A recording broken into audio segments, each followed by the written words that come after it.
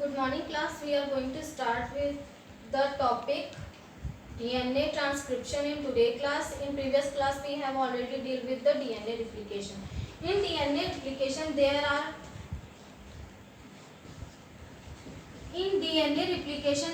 are three steps in DNA replication. These are initiation. Second is elongation,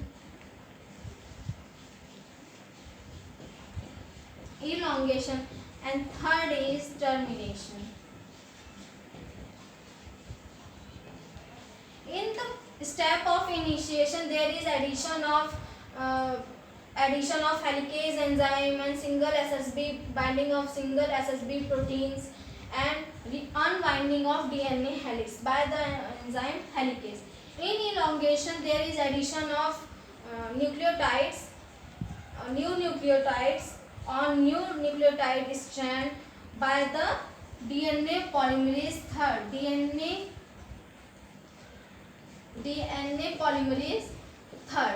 Here is enzyme. And termination, there is removal of all the enzymes and proofreading and addition of two fragments of Okazaki fragment by DNA ligase. तो हमने देखा था कि DNA replication में कितने steps होते हैं. Similarly, DNA replication की तरह इन DNA transcription में भी 3 steps होते हैं: initiation and elongation and termination.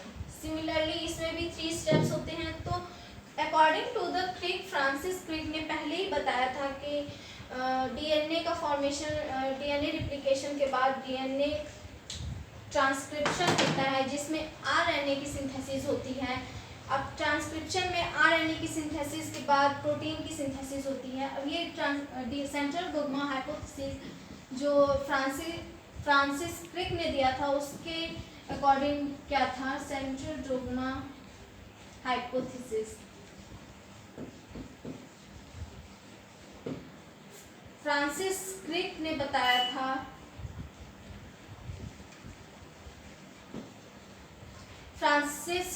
क्या बताया था? इन्होंने बताया था कि DNA की सिंथेसिस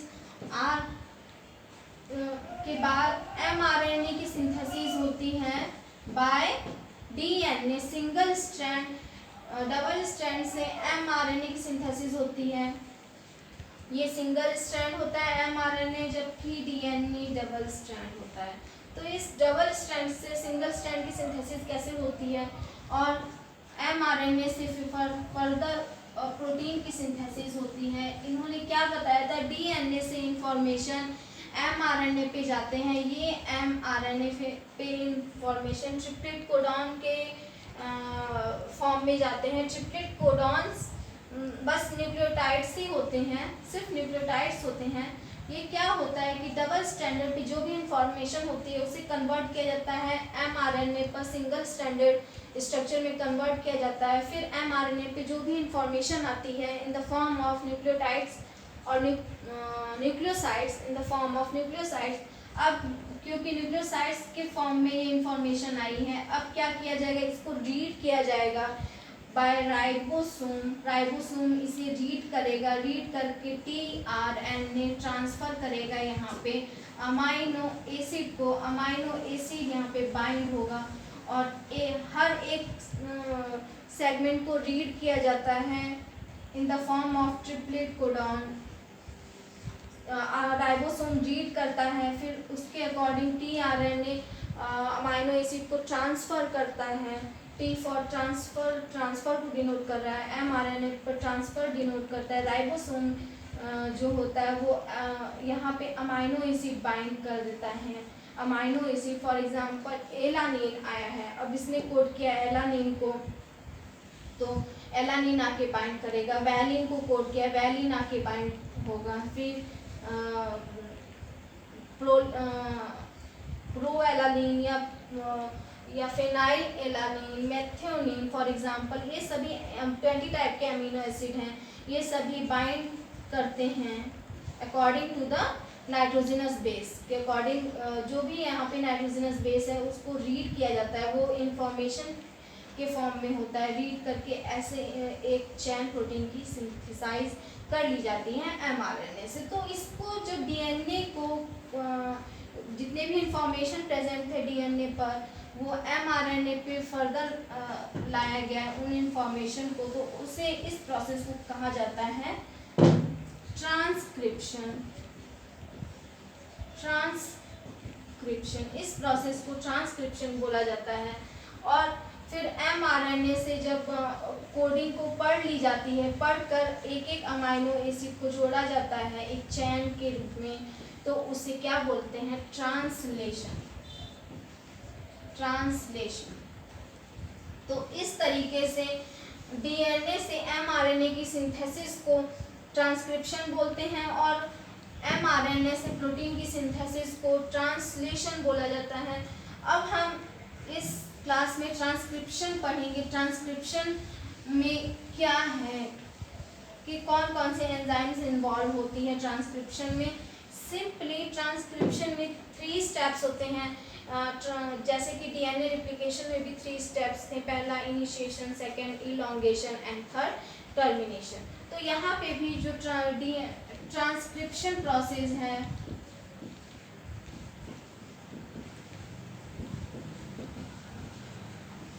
इसमें भी 3 स्टेप्स हैं।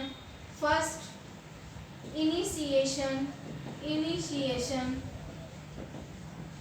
सेकंड इज elongation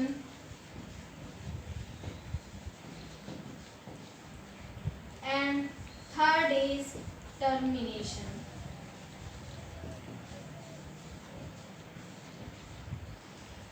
अब इनिशिएशन प्रोसेस में क्या होता है, जो डीएनए का डबल हेलिकल स्ट्रक्चर है, यहाँ पे एक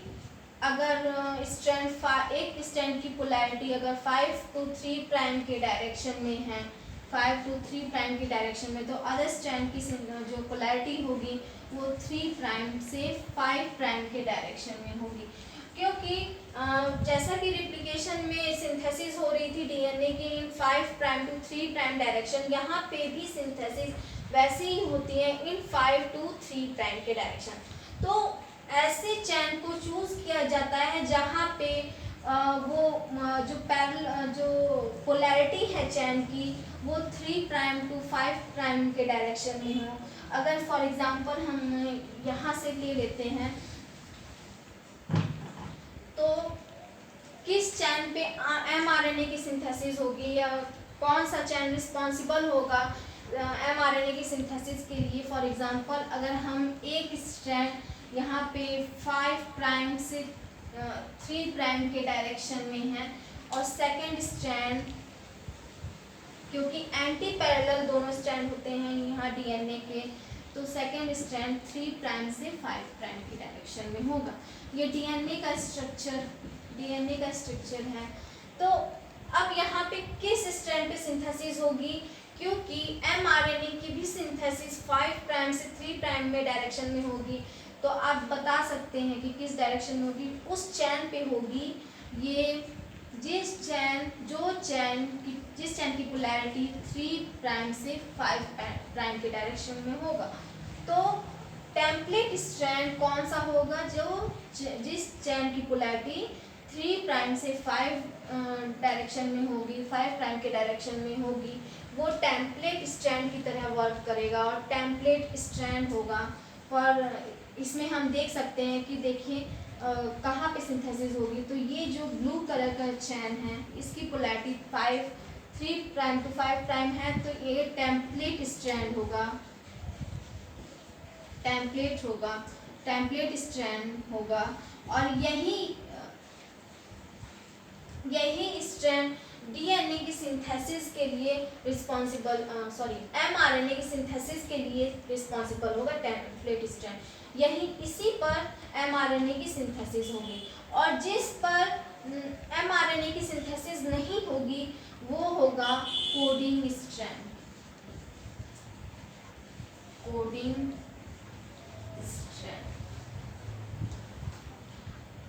हमने डीएनए रिप्लिकेशन में देखा था, अगर एक स्ट्रैंड पे यहाँ पे एडेनिन है तो ये तो दूसरे स्ट्रैंड पे ठीक अपोजिट इस पे जो नाइट्रोजनस बेस होगा वो थायमिन होगा, और दोनों ही डबल हाइड्रोजन बॉन्ड के थ्रू एक दूसरे से बाइंड किए होंगे।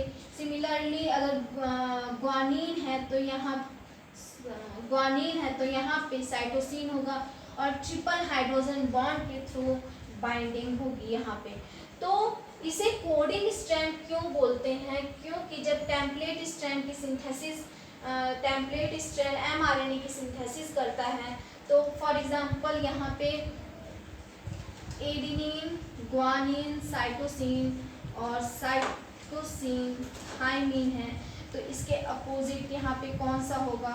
यहाँ पे होगा एडेनिन, ग्वानिन, साइटोसिन है तो फिर guanine bye triple hydrogen bond, यहाँ पे ग्वानिन है, cytosine bye triple hydrogen bond, और यहाँ पे डबल हाइड्रोजन बॉन्ड थायमिन।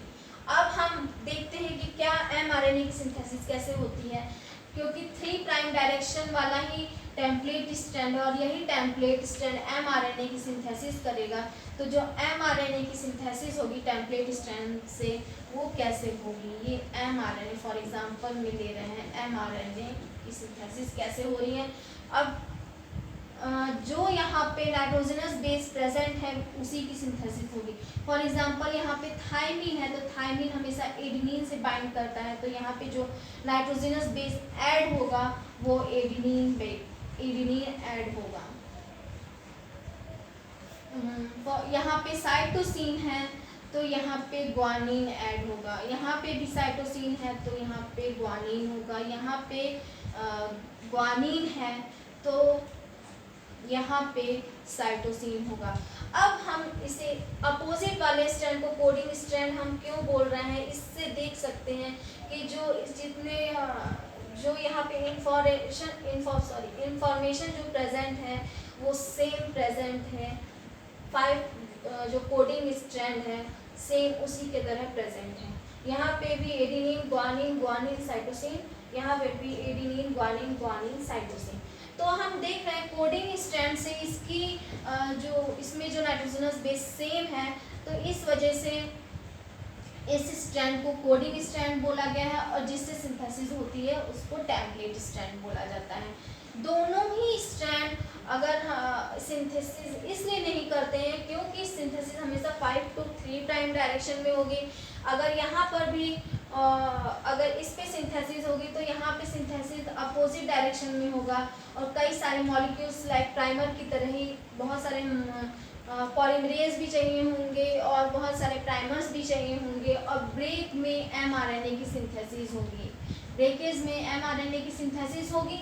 और एक ही फॉर एग्जांपल एक सेगमेंट से कई सारे mRNA बनेंगे, और mRNA के वजह से डिफरेंट टाइप ऑफ प्रोटीन बनेंगे, तो ये प्रोसेस बहुत कॉम्प्लिकेटेड हो जाएगा। जबकि ऐसी ज़रूरत नहीं है हमें कि सिर्फ एक सेगमेंट से एक mRNA का सिंथेसिस होगा और एक mRNA से एक तरह की प्रोटीन बनेगी, तो ये कॉम्प्लिकेटेड ना हो इसलिए सिर्फ सिंथेसिस जो होती है वो टेम्पलेट स्ट्रैंड से होती है, और उस स्ट्रैंड को चूज़ किया जाता है जिसकी पोलैरिटी 3 प्राइम to 5 प्राइम हो, क्योंकि सिंथेसिस 5 to 3 प्राइम की डायरेक्शन में होती है, तो इजी हो सके और ज़्यादा नाइट्रोजनस बेस, ज़्यादा एंजाइम्स और प्रोटीन की ज़रूरत ना पड़े, इसके लिए ये इंश्योर करने के लिए सिंथेसिस सिर्फ 5 प्राइम to 3 प्राइम डायरेक्शन में होती है, और उसी स्ट्रैंड को चूज़ किया जाता है जिसकी पोलैरिटी 3 to 5 के डायरेक्शन में होती है। तो हम इनिशिएशन में देख लेते हैं कि इनिशिएशन प्रोसेस में होता क्या है। फॉर एग्जांपल इनिशिएशन प्रोसेस में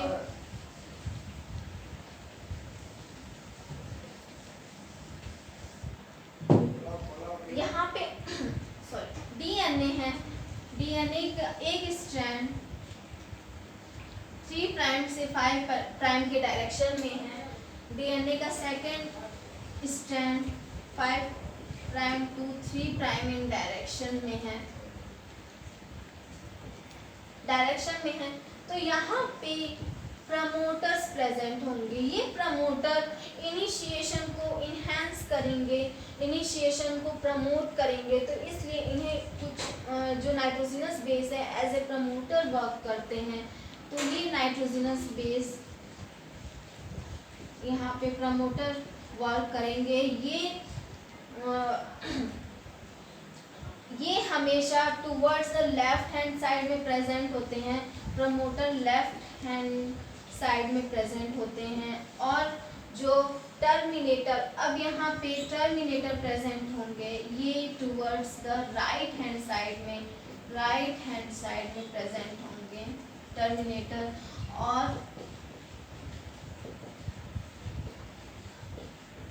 बीच में जितना इतना सेगमेंट है ये as a structural gene present किया जाएगा। स्ट्रक्चरल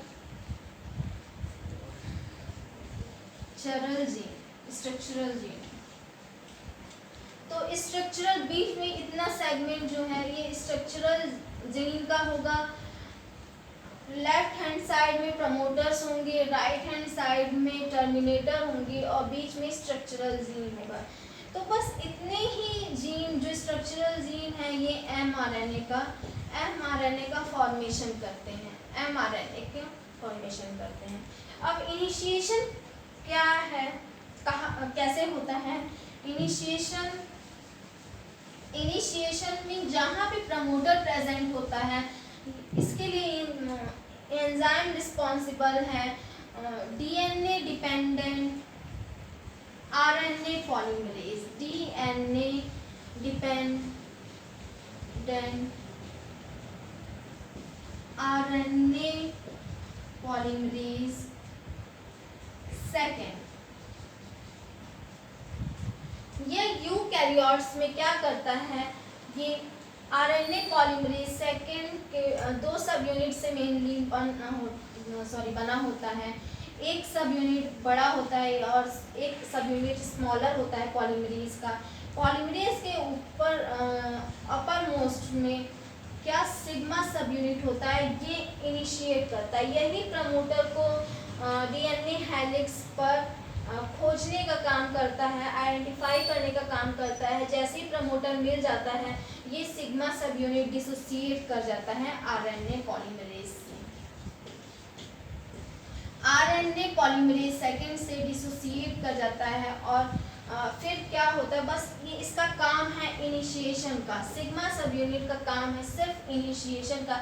जैसे ही इसे मिल जाता है, प्रमोटर मिल जाता है, वैसे ही ये प्रमोटर पे आके बाइंड कर जाता है सिग्मा सब यूनिट के साथ। प्रमोटर पे आके बाइंड कर जाता है। बस इसका काम होता है कि जो RNA पॉलीमरेज है उसको प्रमोटर साइट पे बाइंड कराना। जैसे ही RNA पॉलीमरेज प्रमोटर साइट पे बाइंड कर जाता है, ये सिग्मा सब यूनिट डिसोसिएट होके न्यूक्लियोप्लाज्म में चला जाता है। न्यूक्लियोप्लाज्म में सच रहता है। फिर यहाँ पे इनिशिएशन प्रोसेस होती है। इनिशिएशन प्रोसेस में जब यहाँ हमने जाना कि एक स्ट्रैंड कोडिंग स्ट्रैंड है और दूसरा स्ट्रैंड टेम्पलेट स्ट्रैंड है, तो जो अब यहाँ पे ये 3 प्राइम से 5 प्राइम के डायरेक्शन में है, तो जो स्ट्रैंड 3 to 5 प्राइम के डायरेक्शन में होगा वही कोडिंग स्ट्रैंड की तरह टेम्पलेट स्ट्रैंड की तरह वर्क करेगा। अब इस स्ट्रैंड पे जब प्रमोटर यहाँ पे मिल चुका है तो क्या होगा, यहाँ पे RNA पॉलीमरेज सेकेंड आके बाइंड कर जाएगा, पॉलीमरेज सेकेंड आके बाइंड कर जाएगा। और यहाँ पे जब जैसे ही मिल जाता है, अब ये सिग्मा यूनिट यहाँ से डिसोसिएट कर देता है।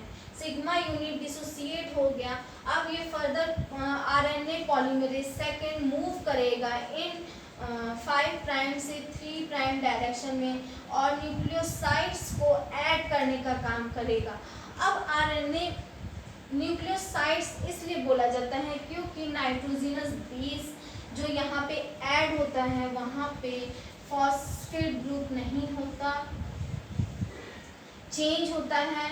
यहाँ पे 2 प्राइम पोजीशन पे 2 प्राइम पे हाइड्रोक्सिल ग्रुप प्रेजेंट होता है, एक नाइट्रोजनस बेस प्रेजेंट होता है, वो आइदर एडेनिन, ग्वानिन, साइटोसिन और थाइमिन की जगह यूरासिल होता है।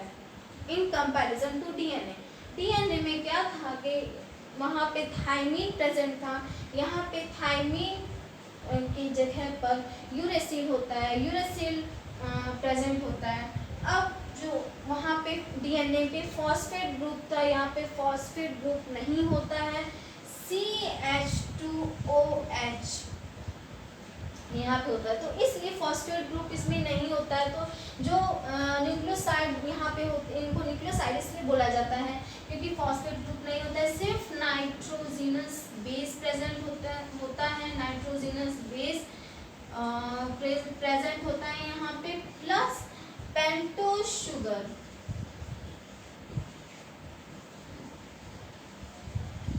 तो पेंटोज शुगर में 2 प्राइम पर हाइड्रोक्सिल ग्रुप प्रेजेंट है। अब हाइड्रोक्सिल ग्रुप यहाँ पे 2 प्राइम पर हाइड्रोक्सिल ग्रुप प्रेजेंट है, तो जो पेंटोज शुगर है तो ये टोटली डिफर करता है डीएनए के पेंटोज शुगर से, क्योंकि वहाँ पे डीऑक्सी राइबोज न्यूक्लिक एसिड था, मतलब 2 प्राइम पोजीशन पे हाइड्रोक्सिल ग्रुप एब्सेंट था इन डीएनए, और राइबोसोम में वही प्रेजेंट होता है। तो 3 प्राइम पर भी यहाँ पे OH ग्रुप होता है, ये 3 प्राइम का OH सिंपली बस यहाँ इससे बाइंड कर जाता है बाय द हाइड्रोलिसिस। यहाँ पे एक H2O का रिमूवल होता है। फॉर एग्जांपल अगर हम कैसे एडिशन होता है, यहाँ पे एडिनिन है, तो यहाँ पे एडिनिन है टेम्पलेट स्ट्रैंड पे, तो जो आरएनए पॉलीमरेज है वो यहाँ पे यूरेसिल ऐड करेगा, क्योंकि एमआरएनए में थाइमिन नहीं होता है, यूरेसिल होता है थाइमिन को रिप्लेस करके। यहाँ पे साइटोसिन होगा तो यहाँ पे ग्वानिन ऐड करेगा, यहाँ पे टेम्पलेट स्ट्रैंड में ग्वानिन है तो साइटोसिन, ग्वानिन है तो cytosine, adenine further template strand पे जो होंगे उसके अकॉर्डिंग बाइंड करते जाएंगे। तो ऐसे यहाँ पे एमआरएनए की सिंथेसिस होने लग जाती है। अब ये एमआरएनए की जब इनिशिएशन हो जाता है, इनिशिएशन के बाद इलॉन्गेशन में क्या होता है, इनिशिएशन में बस ये हुआ कि आरएनए पॉलीसिग्मा सब यूनिट ने आरएनए प्रमोटर को खोजा डीएनए पर, प्रमोटर जैसे ही मिल जाता है वैसे ही sigma sub unit RNA polymerase 2 से डिसोसिएट हो जाता है, चला जाता है, फिर जैसे ही ये जाता है वैसे ही सिंथेसिस स्टार्ट हो जाती है। अब इलॉन्गेशन में देखते हैं कि इलॉन्गेशन में क्या होता है।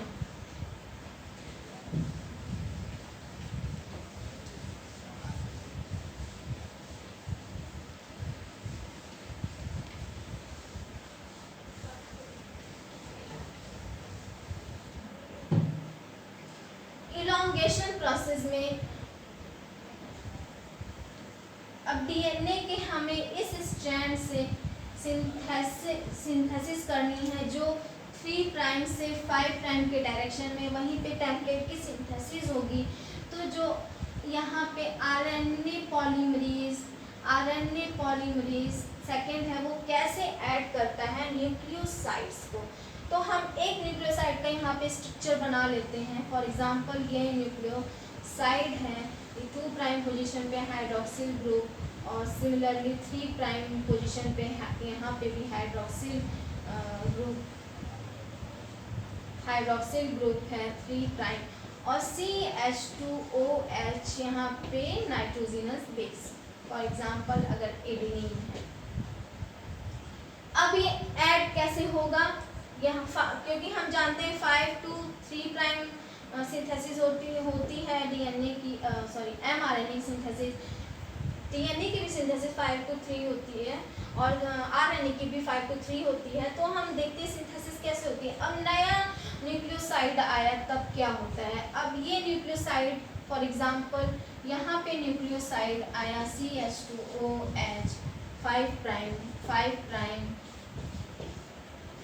पेंटोज शुगर यहाँ पे 3 प्राइम पर OH है, यहाँ पर भी OH है। सिंपली यहाँ से एक हाइड्रोजन और यहाँ से एक हाइड्रोक्सिल ग्रुप का रिमूवल होगा और क्या होगा, एक वाटर मॉलिक्यूल रिलीज होगा H2O के फॉर्म में। वाटर मॉलिक्यूल एक रिलीज होगा बाय द हाइड्रोलिसिस। हाइड्रोलिसिस से क्या होगा, इनके बीच डाई एस्टर बॉन्ड का फॉर्मेशन हो जाएगा। अब हम देखते हैं कि डाई एस्टर बॉन्ड कैसे होते हैं। तो C5' पर CH2OH 5' पर है, यहाँ पे पेंटोज शुगर, हाइड्रोक्सिल ग्रुप 2' पर हाइड्रोक्सिल ग्रुप एडेनिन। और फॉर एग्जांपल अब नया न्यूक्लियोटाइड आया है तो ये साइटोसिन हो सकता है, कुछ भी हो सकता है, हम साइटोसिन ले लेते हैं।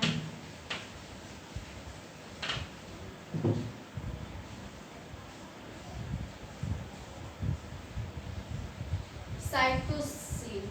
अब जो बॉन्ड का फॉर्मेशन हुआ है, यहाँ से देखा हमने एक हाइड्रोक्सिल गया है तो यहाँ पे बचा ऑक्सीजन, और यहाँ पे हमने देखा था कि एक OH रिमूव हो गया था, एक OH रिमूव हो गया था, तो बचा क्या CH2। तो बॉन्ड कैसा बना, डाई एस्टर बॉन्ड बना, क्योंकि ऑक्सीजन है, यहाँ पे ऑक्सीजन है, डाई एस्टर बॉन्ड का फॉर्मेशन हुआ, डाई एस्टर बॉन्ड का फॉर्मेशन हुआ। और यहाँ पे एन ग्लाइकोसिडिक बॉन्ड,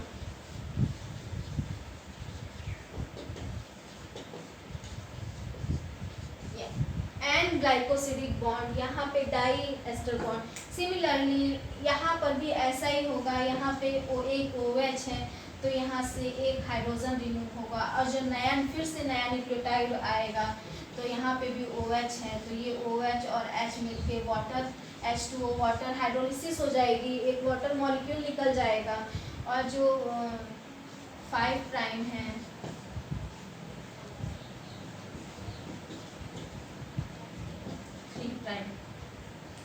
तो ऐसे ही 5' से 3' के डायरेक्शन में सिंथेसिस।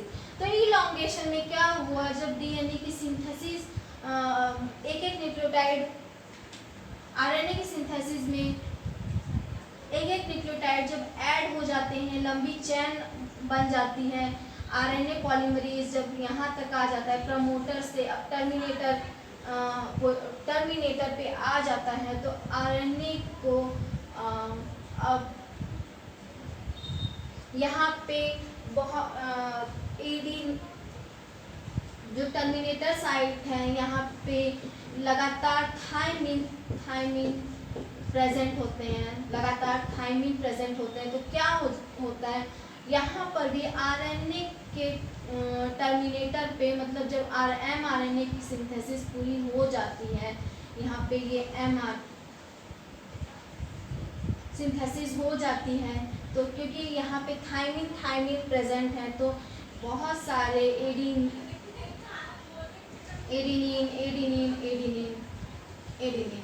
तो जो इसका टेल रीजन होता है mRNA के, वहाँ पे बहुत सारे एडेनिन का सिंथेसिस हो जाता है, जो यहाँ पे 5' पोजीशन है, यहाँ पे कैपिंग कर दी जाती है। कैपिंग किससे की जाती है, मिथाइल ग्वानोसिल ट्राइफॉस्फेट से।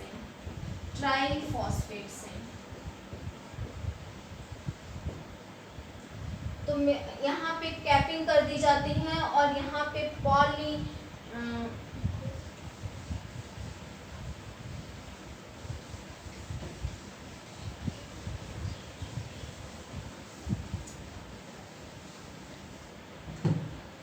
अब जब इलॉन्गेशन में लगातार न्यूक्लियोसाइड्स को जोड़ दिया गया है, न्यूक्लियोसाइड्स को यहाँ पे जोड़ दिया गया है, mRNA में न्यूक्लियोसाइड्स को जोड़ दिया गया है, तो अब क्या होता है, इलॉन्गेशन में अब यहाँ पे एक चैन बन जाती है, न्यूक्लियोसाइड्स की लंबी चैन बन जाती है, और यहाँ पे कैपिंग हो जाती है, कैपिंग बाय 5' मिथाइल ग्वानोसिल ट्राइफॉस्फेट,